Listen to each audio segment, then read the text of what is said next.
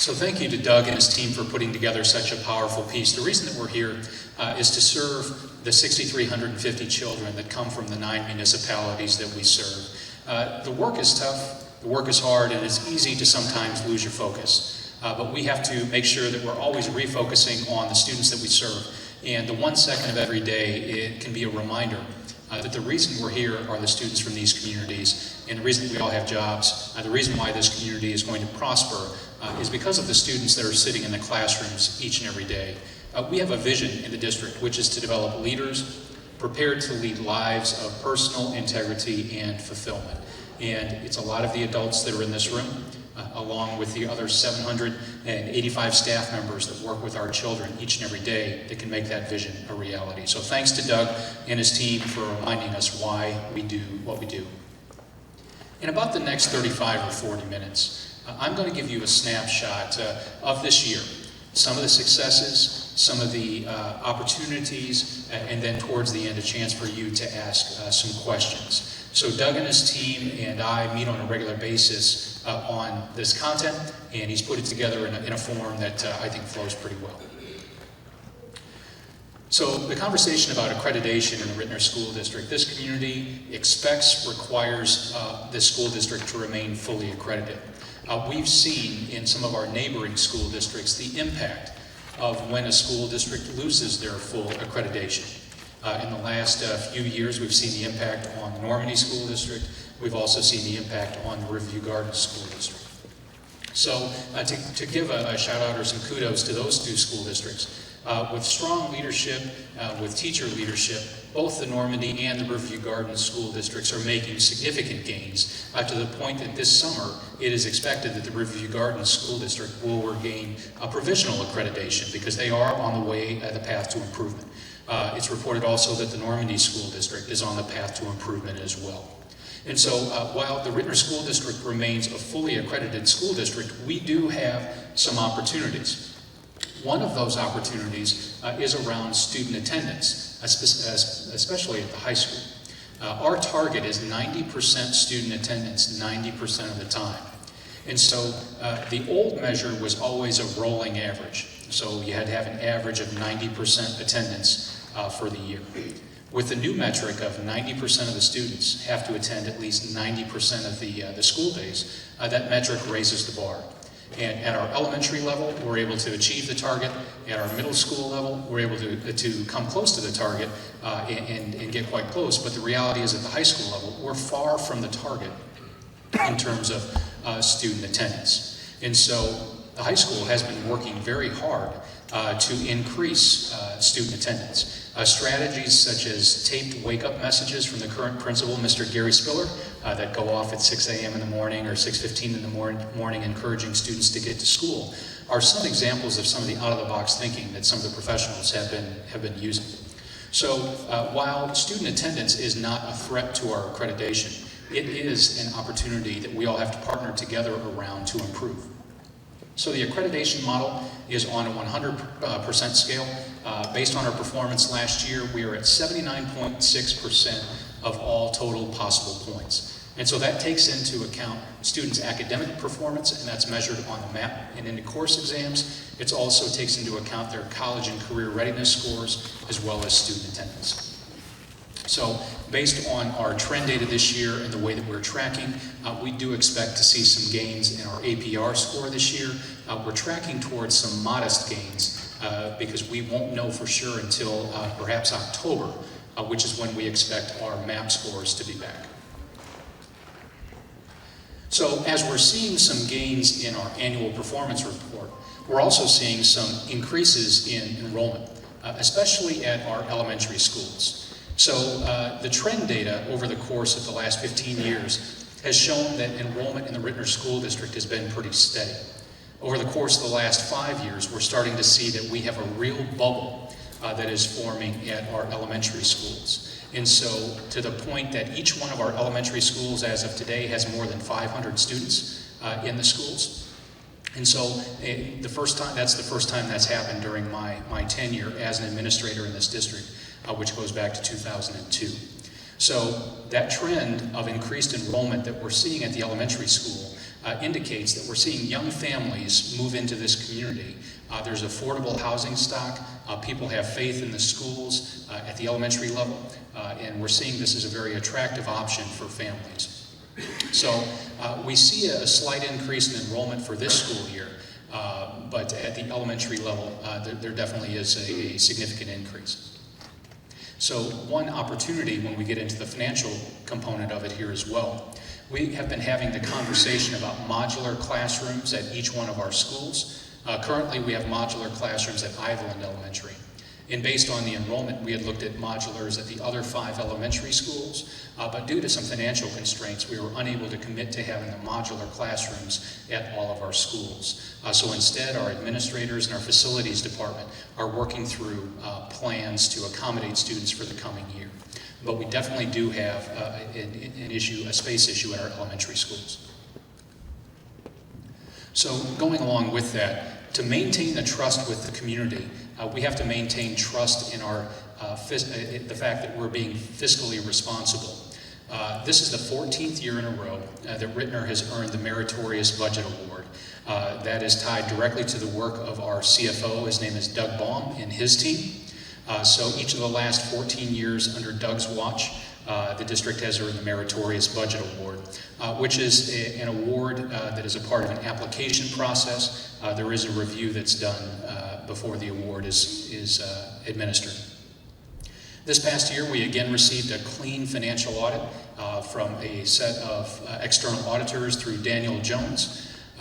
This past year also, we received over $1 million in the federal E-rate program.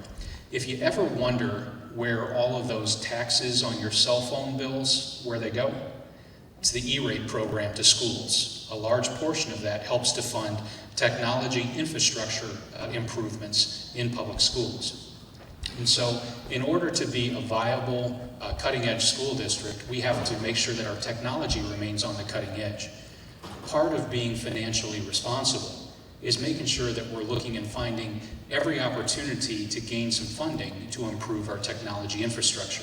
And so this year, for the Wi-Fi improvements that we've done across the district, $1,063,000 of that came through the E-rate program, which is your cell phone taxes. And so at Ritenour High School, in just a bit I'll be talking about the one-to-one initiative that we are embarking on this next year. All of the Wi-Fi upgrades that were done in this building to make that one-to-one upgrade a possibility did not come out of local dollars. It all came out of the E-rate program, which is those cell phone taxes. And then also, this past year, it started this year, and over the course of the next several years, we will be saving up to $2 million by taking advantage of every opportunity to refinance the outstanding bond debt that we have from the Proposition K bond issue. So the Proposition K bond issue was passed in 2009, and it made spaces such as this possible. So the auditorium, the fine arts wing, the lower lobby, technology upgrades throughout the district, the early childhood center were all made possible through Proposition K. It was a $51 million bond issue. And so we're always on the lookout for opportunities to refinance that outstanding bond debt. This year we did it twice. And so those combined savings from those two refinancings will save us $2 million. And that $2 million in interest savings are turned right around and put directly against the principal of that outstanding debt. And the goal is to pay down that debt as fast as possible because as a school district, we wish not to have a lot of debt hanging out there. So while currently we are financially sound in the Ritenour School District, there are challenges that are out there on the horizon. So at this point, we're financially sound, but we're trying to be very conservative in our outlooks. And a couple of the reasons why. We've held our expenditures the same for each of the last 3 years, just a slight bump this year. So while we can control our spending, we have less control of the revenue that comes in. And so there's two sources of revenue. It's local effort, which is property taxes, and it's also the state foundation formula. The federal government gets involved in education. No Child Left Behind, Every Student Succeeds Act, Common Core standards. So we hear about the federal government getting involved in education. However, the federal government does not contribute a whole lot of money to the business of educating children. It is a state's responsibility. So in our $65 million budget, we get just over $1 million from the federal government to educate kids. And so we have little control over some outside revenue. And so we take a very conservative approach to budgeting. And some of the factors that we have is we have some declining assessed valuation in our 9 municipalities. So the value of homes, the value of property, the value of personal property, at this point the assessed valuation is the same as it was in 2005. So over the course of the last 4 reassessment cycles, a reassessment cycle is every 2 years, we've seen about an 18% decrease in the assessed valuation in this district. And so not knowing, our projections indicate that that is balanced out. We don't expect future bottoming out of assessed valuation, but we can't be wrong with that. So we're taking a very, very conservative approach with that and just not anticipating any growth at all in our assessed valuation. So when we are unsure about our cash flow needs, there are services and there are structures that are needed by children, but we don't have the confidence in the assessed valuation at the local level. And we also question, to some extent, some of the state foundation formula funding at the state level, where we don't want to get into large new expenditures and not being totally sure of how to pay for them. One example is the modular classrooms at all the schools. So there's consideration being done about a potential tax levy at some point in the future. It's consideration, there is not a clear plan. But what we do plan to do is to survey the community to determine if, at this point where we are with our financial situation, we'll continue to be conservative in our approach. But at some point in our strategic planning, we're asking the question, if we want to continue doing what we're doing at this rate, may need to consider a tax levy in the near future. The other opportunity would be looking to reduce some of our current services with the goal of trying to keep any reductions away from kids to the greatest extent possible. Our financial balance, our fund balance as it is right now, as you can see, the fund balances are always kind of a lagging measure. And so the growth that we saw in the 2000s, you can see that there was a drawing down. The growth in the 2000s then resulted in property tax increases and additional funds starting in 2011. And then since 2013, you've seen that there's been some drawing down of the current budget. We're showing a 25% fund balance at the end of this year, which again is a healthy balance. That is not at all a reason for alarm. However, if we have 2 to 3 more years of drawing down the balance, then if we get into that 12 to 14% range, that could be a cause for alarm. So a healthy balance it is, as it is right now, but we are having to deficit spend to provide the services that we are right now. So there's been some movement on the Board of Education this year. So in February, the Ritenour Board of Education announced a vacated seat when Ms. Selena Amerson vacated her seat. We have a policy that if a board member misses 3 consecutive business meetings, the seat is vacated. So that happened in February with Ms. Amerson.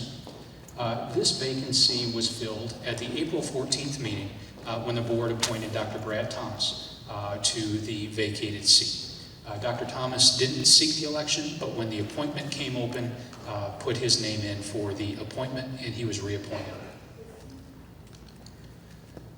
2 new members who are both with us tonight were elected by the public in the April 2016 election. Introduced Dr. Alvin Wilson and also Jennifer Lonis, who is here with us tonight. So they are 2 new members that are joining the board. And then at that meeting, we had a sitting board member, Mr. Bob Young, resign from the board. So at this point, we have a 6-member board, and the board is going through an appointment process right now. And at the June 9th meeting, the board will be seating the new board member. And there are 4 persons who have applied for that appointment. The interviews were last Thursday, and those people are Mr. Robert Eaton from St. John, Ms. Lisa Glover from Overland, Ms. Lisa Glover from Edmondson, Lisa Gray from Overland, and Jerry Schneider from Overland as well. And the board will select the one-year appointee from that list of 4 people. Moving on to our students. This year, we had 9 high school RHS seniors who received multiple acceptances into highly selective colleges. This is something that I wasn't as aware of as I should have been. But our new college and career counselor here at Ritenour High School, I'm very impressed with. Her name is Julie Kampschroeder. She is an expert in helping students to identify schools and careers that are right for them. What I wasn't aware of is we were not taking advantage of this group of schools that are called need-blind schools. The top 85 colleges in the country, all the Ivy schools, a lot of schools on the East Coast, Bucknell, Lehigh, Franklin, and Marshall, some schools in the Midwest such as Washington University and Northwestern, and schools on the West Coast such as Stanford. The top 85 most prestigious schools in the country have endowments that have grown so large that they are able to provide massive financial awards to students who can get in.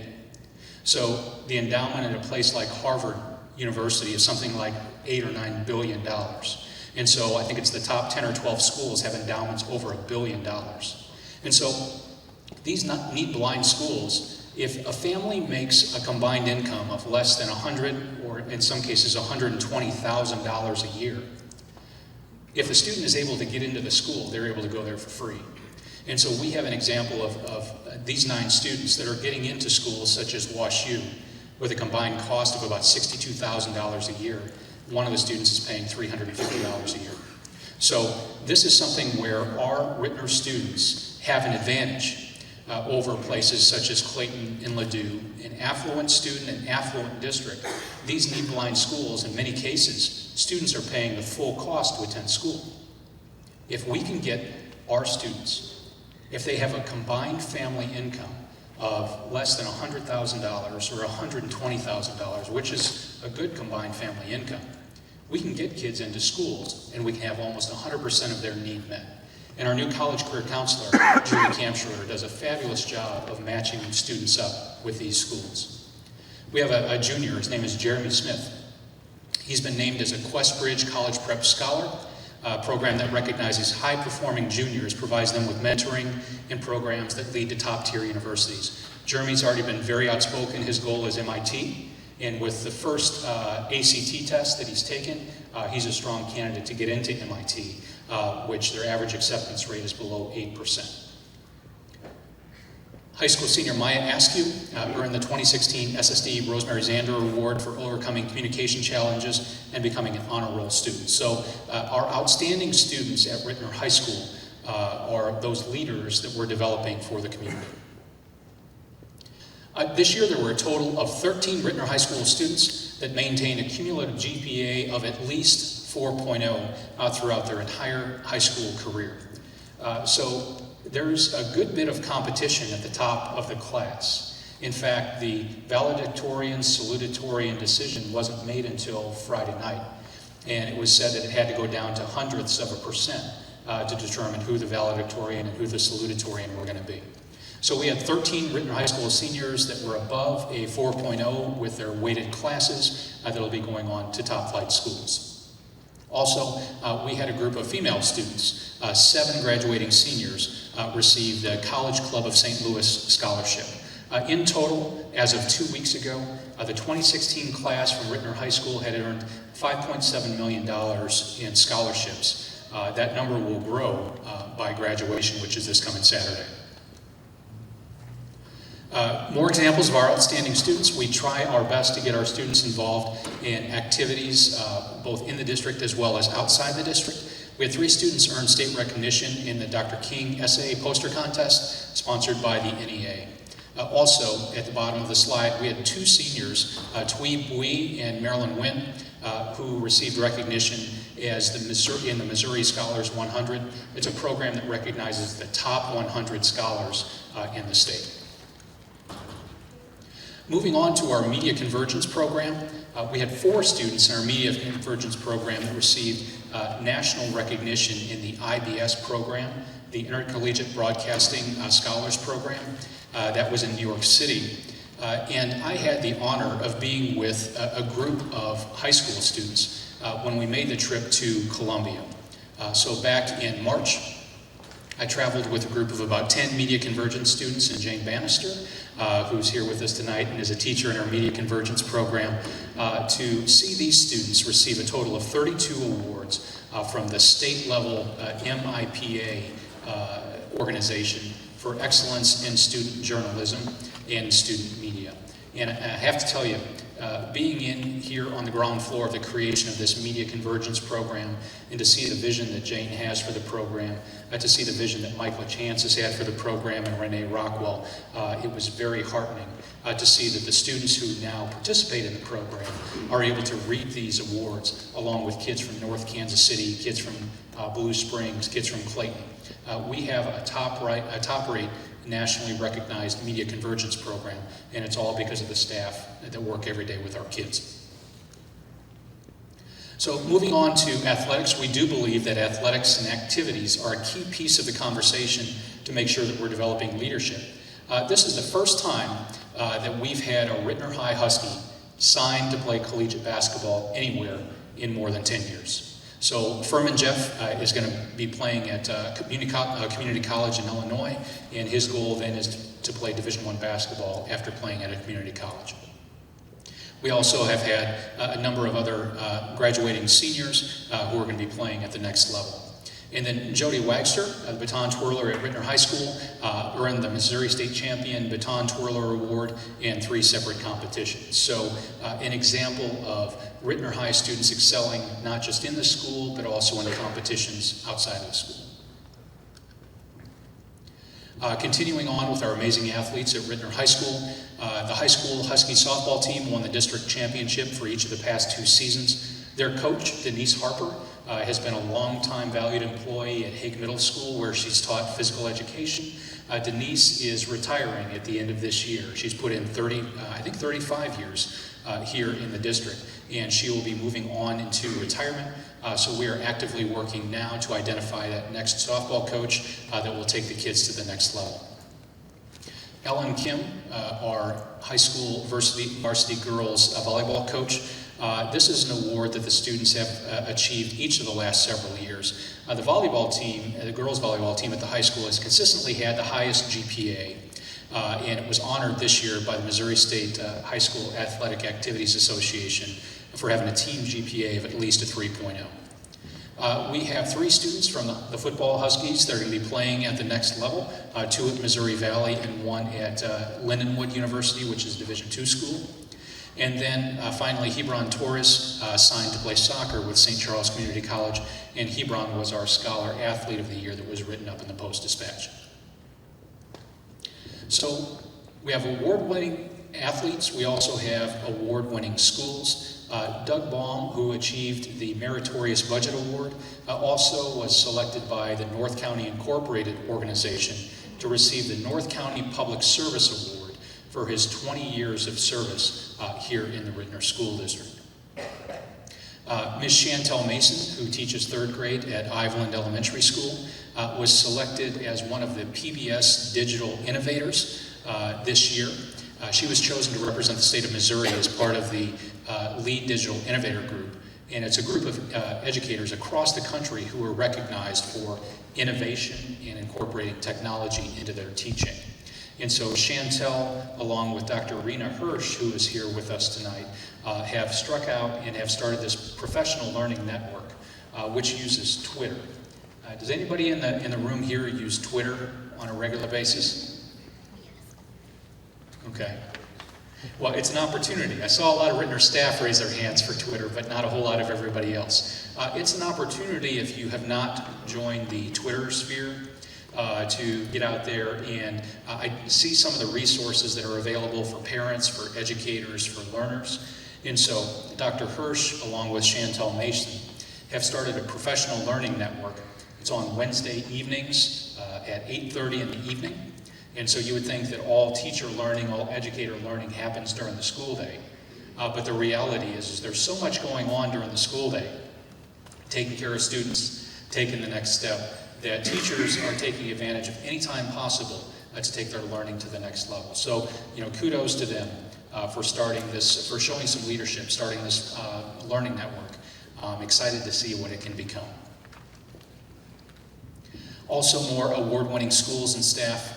Ritenour Middle teacher Mandy Harville was recognized through the Emerson Corporation for excellence in teaching this year.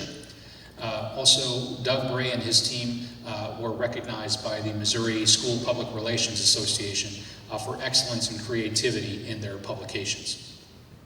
And then another piece on PBIS, positive behavior support in our schools. One of the trends that we're seeing in our elementary schools is we're seeing that we have to be more responsive to the needs that the children are bringing us at the elementary level.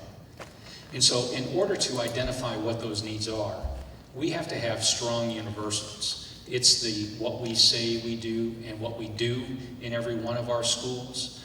We use the positive behavior support program to strengthen our universals for student social emotional health as well as student behavioral support. And so of our schools, we had 5 schools receive state awards for outstanding implementation. Iveland, Marvin, and Ritenour Middle received the gold award, and for those schools, this is not the first time that they've received the gold award. And then Booter and Weiland Elementary were awarded the silver. The expectation that we have in the district is every one of our schools will be recognized and awarded for excellence in PBIS. Not that it's about the award, it's not about having another trophy or plaque on the wall. It's about getting the feedback on the structures that need to be in place to support all kids. So as we move through our athletes, as we move through our award-winning schools, we can move on to our successful and award-winning alumni, and here's just a snapshot of a couple of them. Warner Baxter is the CEO of Ameren. He was recently recognized within the last month as one of the top 100 CEOs in STEM fields for his support of STEM initiative. So the Pride and Promise Foundation, the school district are actively working to work closely with Warner Baxter because we believe that with his expertise, he has a whole lot to offer to the children of the Ritenour School District. 2007 high school Ritenour High grad Stephen Cash has received many accolades for his excellence in sled hockey. And so going back to 2000, I actually taught Stephen in 7th grade at Hague Middle School. He was a great student, he's an even greater person, and I'm so proud of him for receiving all these accolades for his prowess on the ice. And then recently, 2015 Ritenour grad Morgan Porter had a performance at a gymnastics meet and achieved one of the highest scores of any Mizzou gymnast in the recent past. Nathan Rafsteck, 2012 high school alum and former band member, was selected to be a part of the U.S. Army Old Fife and Drum Corps, which is a very prestigious group. So just a bit about our programs. Transitioning from our staff, transitioning through our students, now identifying some of our strong programs. I spoke a bit about the support of the E-Rate program, which provided over $1 million in funding to improve the Wi-Fi access so that we could support a one-to-one initiative. So this next year, the Ritenour Technology Revolution one-to-one program is going to be hitting Ritenour High School. We currently have 1,800 students at Ritenour High School. Next July, every one of those 1,800 students will be receiving a Chromebook at no cost. So we have moved down the path to have a one-to-one rollout of technology, and these Chromebooks that the children will be receiving aren't just something that the students keep at school. It's something that they will use 24 hours a day. The students will be able to take them home. They'll receive them the end of July, and they'll turn them back in at the end of the first year for upgrades. But the students will have 24/7 access to learning resources through this one-to-one rollout. The high school teachers have been receiving training in teaching in a technology-based environment, and it's going to be different. There's going to be learning, and we realize that. But with the tools and the learning in place, we believe that the Ritenour Technology Revolution can revolutionize learning here at Ritenour High School. So, and there's a team that's come together to think through all aspects of the one-to-one rollout. But with any good innovation, if you have it locked down too tight, sometimes you lose sight of the good questions and the good learning along the way.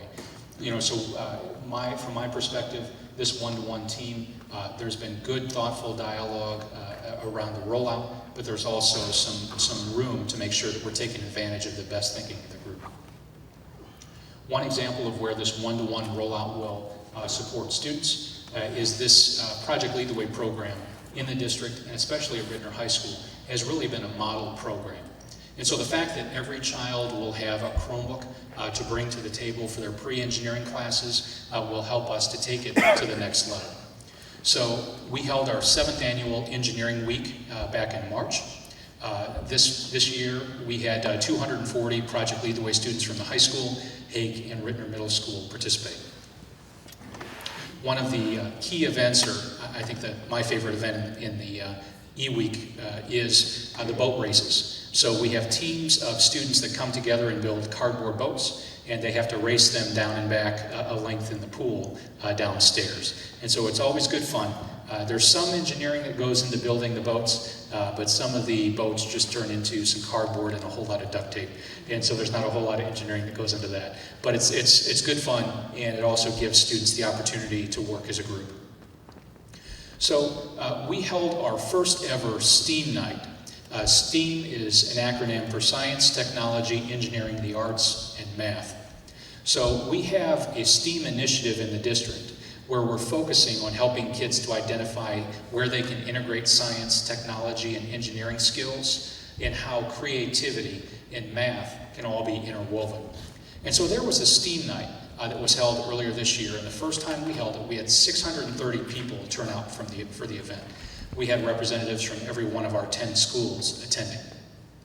Some of the activities that students participated in included stop motion animation, where students actually created videos using iPad. It looked like claymation. The opportunity to participate in some aeronautics activities, and as well as biomedical science, our biomedical science pathway. And so to support our focus on STEAM in the district, the board this past week approved a STEAM coordinator who will be overseeing STEAM efforts and working closely with the curriculum and instruction department to support STEAM efforts, as well as the Gifted and Talented program. And that person is Michael Dragoni. Mr. Dragoni is currently an art teacher at Booter Elementary School. So this past year also, we had hundreds of students and families who attended our 2nd annual College and Career Night. Up until 2 years ago, Ritenour High School students who were interested in pursuing college, for college events and college fairs, they had to go to surrounding high schools. And so with the high school leadership, and when I heard about this, the fact that Ritenour Huskies had to go to Pattonville High School to hear from college representatives and hear about their careers, we got together and said that we can do better. And so Principal Gary Spiller, as well as Assistant Principal Patricia Clausen, worked with a team of teachers to bring the College Career Expo to Ritenour High School starting last year.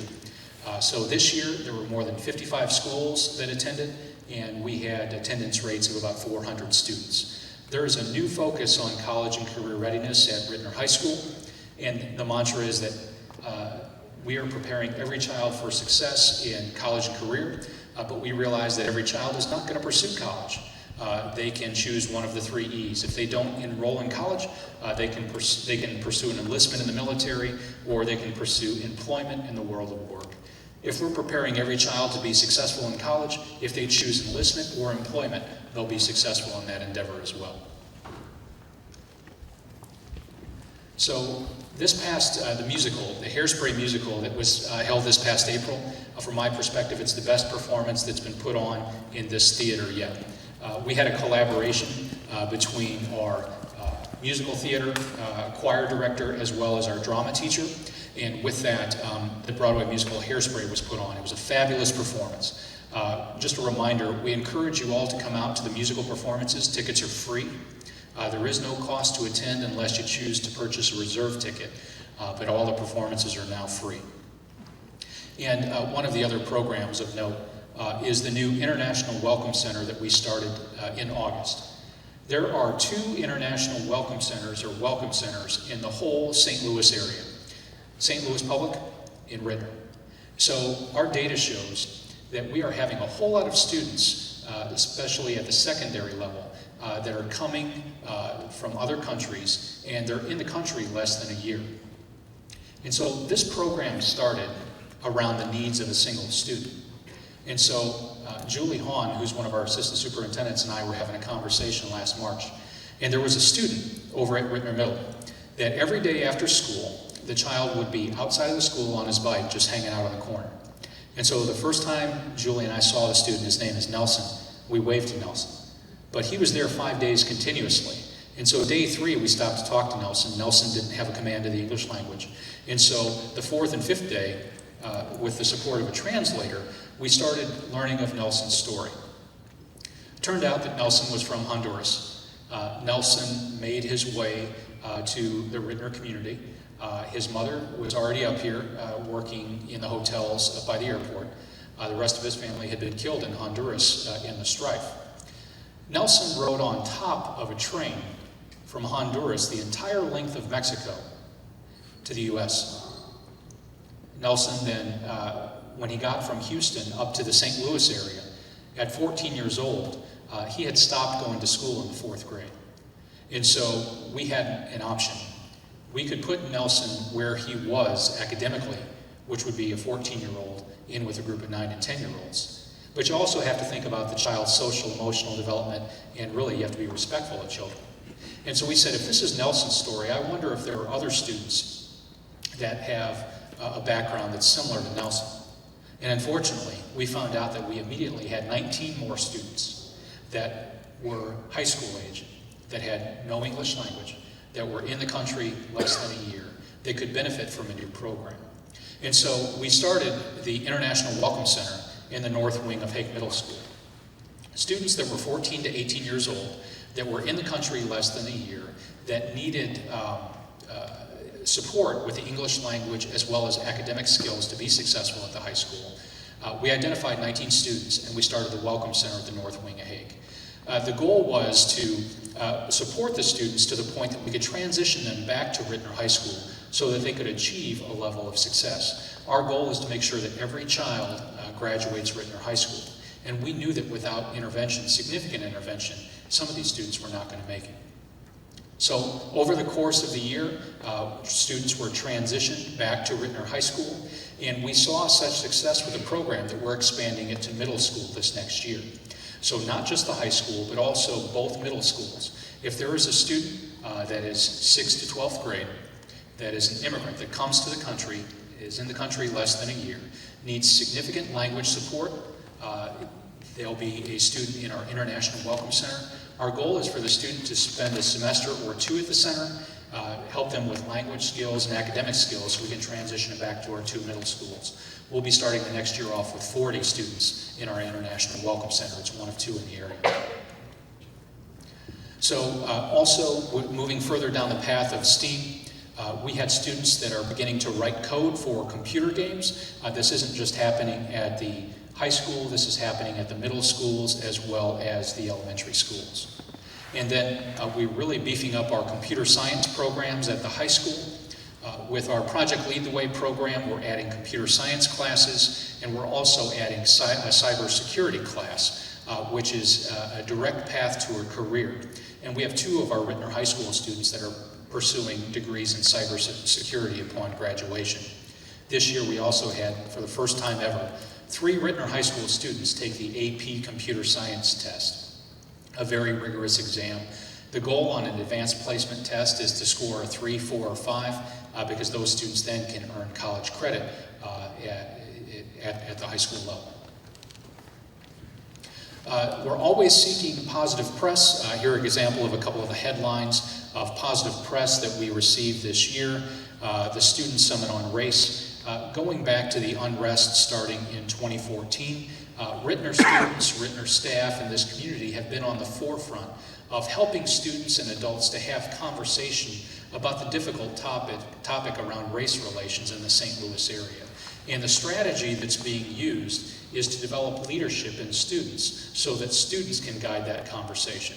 because things often will come easier for students than it will for adults. But there's no getting around the fact that race relations in St. Louis and having dialogue on race is difficult to do. And then KMOV Channel 4 had some great coverage of the International Welcome Center program that we started, and that was back in January.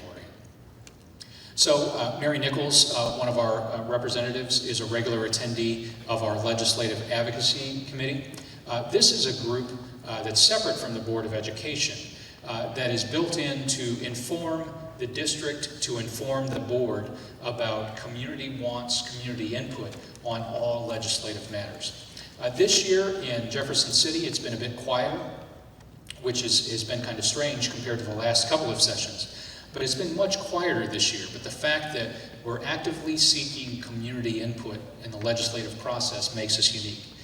So going back a couple of years ago, three years to be exact, there were 4 active legislative advocacy groups in the county. When school accreditation and accountability started to become a legislative issue, they started to really proliferate, and there were more and more legislative groups that started. But Ritenour, when we started ours about 3 years ago, we were one of the first, along with Parkway and Webster, to really make some inroads. And we appreciate Mary for being a regular attendee and such a good listener. So one of the questions that we always answer is, we're always asked, and we have to answer, is how are we keeping kids safe at school every day? Going back 2 years, we started the 4 E's intruder training because the reality is we operate with the fact of anything can happen at any time. You know, if we think that kids are not in danger, then you can get lax and something could actually happen. So we operate with the belief that anything could happen at any time, and we have to provide the training for staff to be prepared if there is an armed intruder. So all of the staff went through the 4 E's intruder training, and we're going to have another training for all new staff when staff returns in August. So some of these pieces have been in place for the last couple of years of having video intercom systems, as well as intruder alarms at schools and video surveillance and those kind of things. Our goal is not to make our schools impersonal places or make them feel like prisons. That's not at all the goal of what it is. But if we're not prepared for the worst, then the worst could certainly happen. So it's the balance between maintaining safety and security structures and making sure that we have a welcoming environment for every child. And an example of this district has received so much and has given so much from the community. What are some ways that the Ritenour School District gives back to the community? One example is the Pride and Promise Foundation. Pride and Promise Foundation was chartered in 2011, and the sole purpose of the foundation is to raise funds to give mini grants to Ritenour teachers to implement innovative learning approaches in schools. This year, in the 2 grant cycles, one in the fall and one in the spring, the foundation donated more than $13,000 in grants to Ritenour teachers for special learning projects. Some examples of those projects includes funding for the arts, purchasing violins for students who don't have the ability to purchase violins at the elementary school, also technology and STEAM lessons at all of the schools. Students and staff raised $5,000 to send a student who was the Make-A-Wish student at the high school to Disney World. And then also, this is the 2nd year that Ritenour High School students organized a special luncheon for our first responders on September 11th. This is the 2nd year also that students at the high school put their sewing skills to work in family consumer science. And they made 100 hygiene bags to give to teenage girls who are living in poverty in Africa. And then our Special Olympics, we have a long-standing partnership with Special School District and the Special Olympics. We use Moore-Field every year to give students the opportunity to participate in the Special Olympics and experience success. So the reason that giving back is empathy, and as part of being a leader is being a part of a cause that is greater than yourself, and realizing that you have an impact not just in this community, not just in the state of Missouri, but potentially around the world, in developing that sense of empathy we feel is very, very important for students. So in this 45-minute block of time, my hope was just to give you a quick overview of some of the examples of our amazing staff, our amazing students, in some of the amazing programs that we offer here in the Ritenour School District. The other piece of what I wanted to do was to talk about some of the opportunities that exist here in the district. One of the opportunities is with our accreditation score of 79.6%. We could improve our accreditation score. We are in no danger right now of losing full accreditation. However, 79.6% on a 100% scale is not where we want it to be. And if we can partner together not only on focusing on improving student academics, but also improving student attendance, we'll put ourselves in a much stronger position with accreditation. To use the words of the principal of Ritenour High School, Gary Spiller, on a very simple level, if you be here, you learn more. The more you're here at school, the more you're going to learn. And we have to work together to make sure that our Ritenour students, especially at the high school level, are in attendance to a greater extent. The other opportunity that I hope to highlight for you tonight was the opportunity around our financial position. So at this point, we are in a good position with a 25% fund balance. But the lack of certainty around assessed valuation value of property and homes in this district, and also the lack of certainty around state foundation formula funding, also moving into an election year, causes us to be very conservative in our budgeting moving into the future. So our projections indicate that the declines in assessed valuation, projects that they've bottomed out, but we want to take that conservative approach and not count on that. So in these 45 minutes, I hope I've painted a picture, a bit of the state of Ritenour, and I'm happy to take any questions now if you have any questions for me. Ms. Martin. I have a couple. On the $5.7 million for the high school scholarships, where is that data obtained? How's it verified? It's through the College and Career Office. If you'd like to have a rundown of that, I can get that to you this week. Okay. And I do have a second one. And maybe, I don't know if you can answer this to the board members, but my question is how a board member can continue to serve on the board after being fined by the Missouri Ethics Commission for unethical behavior. He decided not to rerun for election, and then after losing another election, puts himself back on the ballot, or actually when the seat opened up after Selena, puts himself back on the list. He's appointed back by the board and made president. How does that happen when he's brought in the fine for unethical violation, for unethical behavior? How does that happen? So there was a fine that was levied back in January or February. It's possible for someone to be fined and still be a candidate for an elected office. So there was, from the eyes of the Ethics Commission, nothing that was done that was significant enough that would cause someone to have to vacate their seat. And it was an appointment process, just as we're going through an appointment process now. Person that was appointed, Dr. Thomas, wasn't prevented from putting his name in for the appointment process, so it just worked itself out from there. All right. Well, and you can understand, to your point, part of the job of the district is to, as you put it, maintain trust in the community. To me, that bothered me. As a community member, the board is responsible for spending our tax dollars for making decisions that affect our students, our families, our community. So I just want to know how that all worked, because that was very concerning to me. Okay, thank you for sharing. Yeah, so there's an appointment process. Everyone is eligible to be a board member in the district as long as you meet the criteria, and the criteria are clearly outlined on the website. Definitely encourage people who are interested in getting involved to get involved.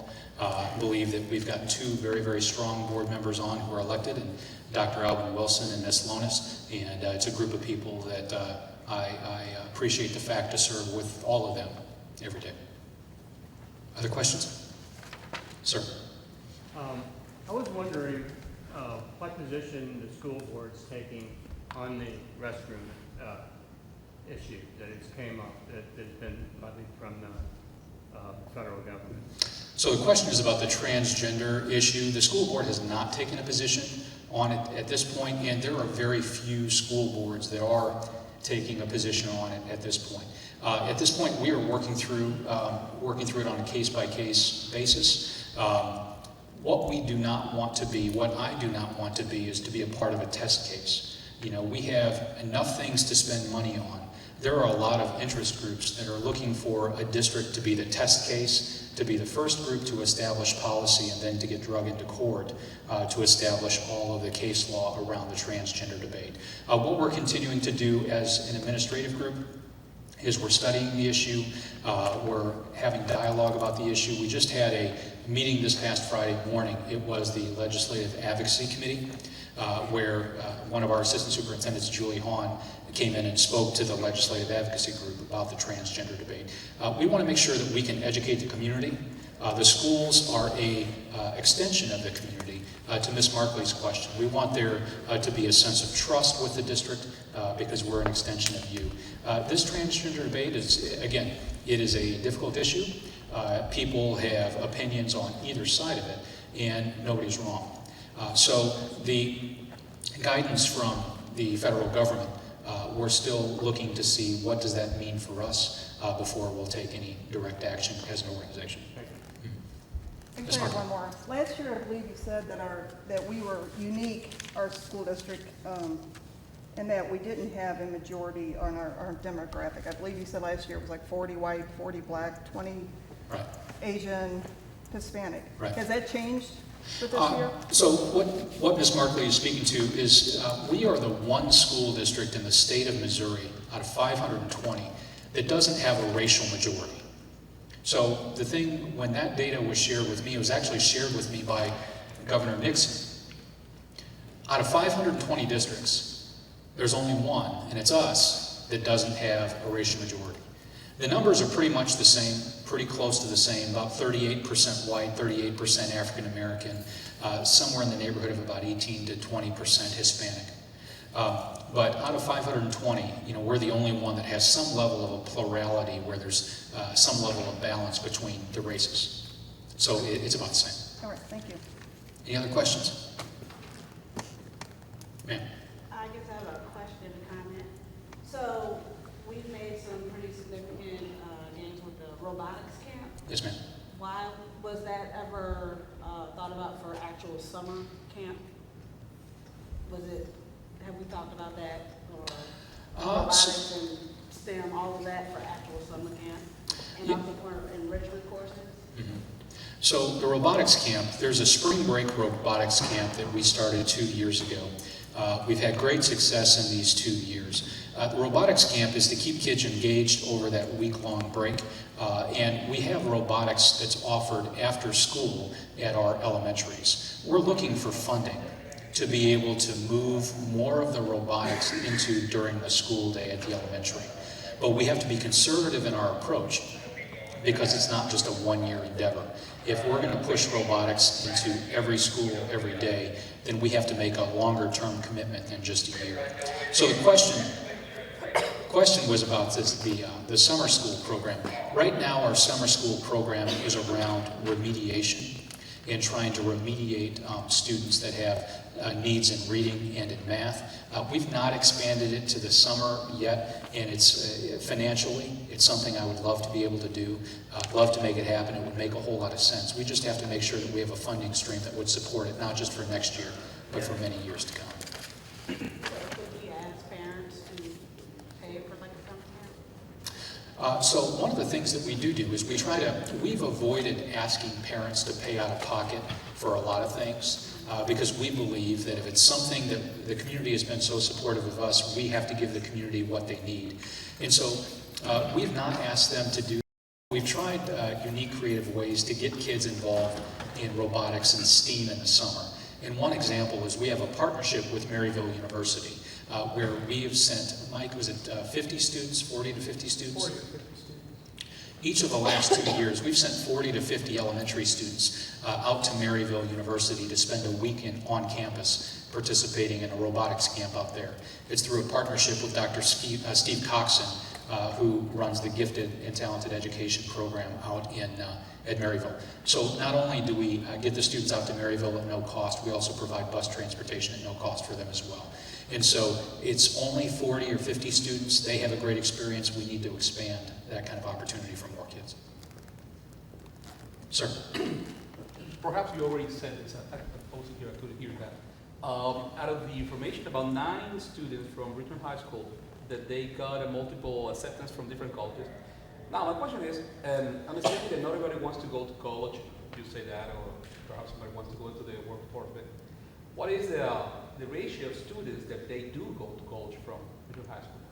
I mean, how many students are we really going to college at this point? It's between 65 and 70% a year. 70%? Yeah. Go to some college, whether it be community school, community college, or a 4-year. It's a lesser percentage that go to a 4-year school. We have to track that data very, very closely because it's a part of our college and career readiness measure that we're held accountable for with the state. So we're held accountable for if a child says, upon graduation, I'm enrolling at UMSL, we're responsible for reaching out to that child 6 months after their graduation. So it's for the students that are going to be walking across the stage on Saturday. We have to reach out to them in November and follow up with them through a survey and say, you said you were going to UMSL. Did you actually do that? And if the answer is yes, then that's a positive placement. If the child decided, I'm going to UMSL, and then changed their minds and does something else, then it's a measure of the college and career planning as a system that we're doing for that child. Whereas we could have done a better job to help the child be secure in their placement post-graduation. Other questions?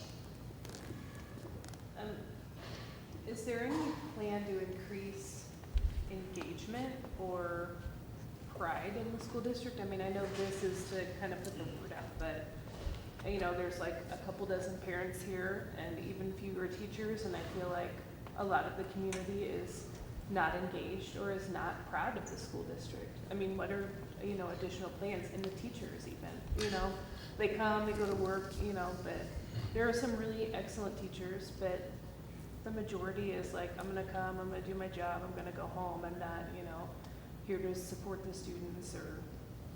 You know, thanks for the feedback. There are opportunities with district pride. This event was targeted to community members. We reached out to elected officials in the community to try to get as many community members in the room as possible. And we have some administrators here and some teachers. The goal was to reach out to the community.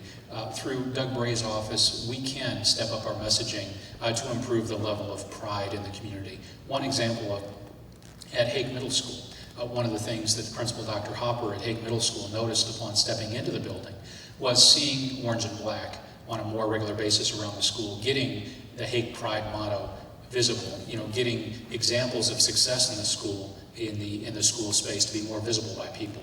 You know, it's an opportunity that we can do, but communicating that message can look very different. So one example of a space that builds pride in the district is this space that you're in right now. You know, we have one of the finest auditoriums, one of the finest fine art spaces in the state. And because our Ritenour students deserve to go to a school that has facilities like this. And so it comes down to every interaction that every one of us has with a naysayer that's out there. And it's to the challenge that I make to administrators that I'll be sharing on June 10th is no longer does the Ritenour School District, is it okay to be the best kept secret in St. Louis County? That's something we hear on a regular basis. There are many good things that are going on in this district, and no longer can we afford to be the best kept secret. It's all of our responsibilities as members of this community and as members of this district to be cheerleaders for this district, because there are naysayers out there. And it's even some of us.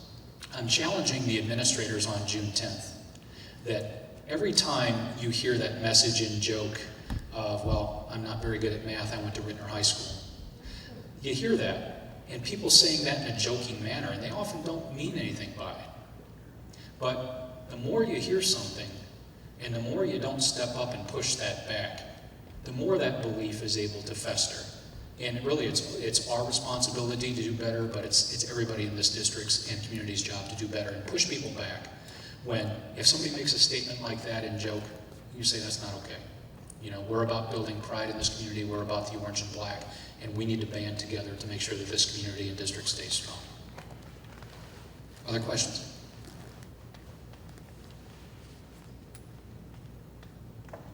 Well, Ms. Markley asked for some information about the 5.7 million in scholarships. I can get that information out to her.